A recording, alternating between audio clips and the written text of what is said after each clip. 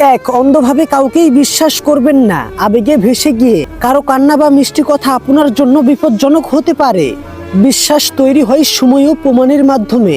2, টাকা লেনদেন থেকে সতর্ক থাকুন। টাকা দেওয়া বা নেওয়া সহজ, কিন্তু পরে সম্পর্ক নষ্ট হওয়ার ঝুঁকি থাকে। বন্ধুত্ব বা আত্মীয়তা টিকিয়ে রাখতে আর্থিক লেনদেন থেকে বিরত থাকুন।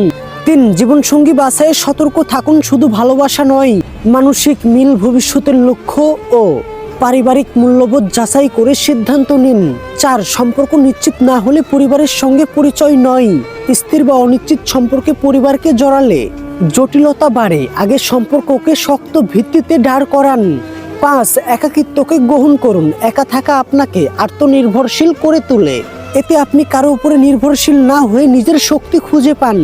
6, সময় ব্যয় করুন নিজের জন্য। সময় সবচেয়ে বড় মূল্যবান সম্পদ। যেসব মানুষ আপনাকে অবহেলা করে তাদের জন্য সময় নষ্ট করবেন না। 7, বিশ্বাসঘাতককে দ্বিতীয়বার সুযোগ নয়। যারা একবার প্রতারণা করে আবার স্বাভাবিক তারা করবে, অতএব নিজেকে সেই যন্ত্রণা থেকে রক্ষা করুন। 8, গোপনীয়তা বজায় রাখুন। আপনার ব্যক্তিগত জীবন, পরিকল্পনা এবং আর্থিক অবস্থা গোপন রাখলে আপনি নিরাপদে থাকবেন। অপব্যবহারের শিকার হবেন না। 9, অবিশ্বস্তদের হাতে ক্ষমতা দিবেন না। যাদের নীতিগত সমস্যা আছে তারা বিশ্বাসভঙ্গ করবেই। তাদের পরিবর্তনের চেষ্টা না করে দূরত্ব বজায় রাখুন।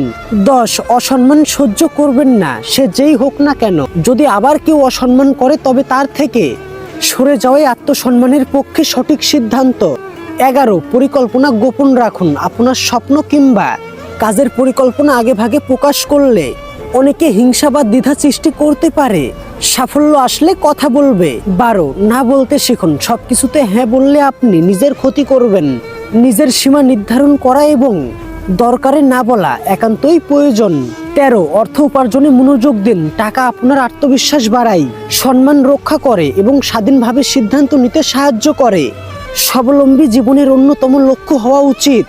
এই প্রতিটি শিক্ষা বাস্তব জীবনের কঠিন পরিস্থিতি থেকে নেওয়া। এগুলো মেনে চললে আপনি হবেন আরো দৃঢ়, সজাগ ও আত্মবিশ্বাসী মানুষ। এবং অপরকেও সতর্ক সাবধান করতে ভিডিওটি শেয়ার করতে ভুলবেন না।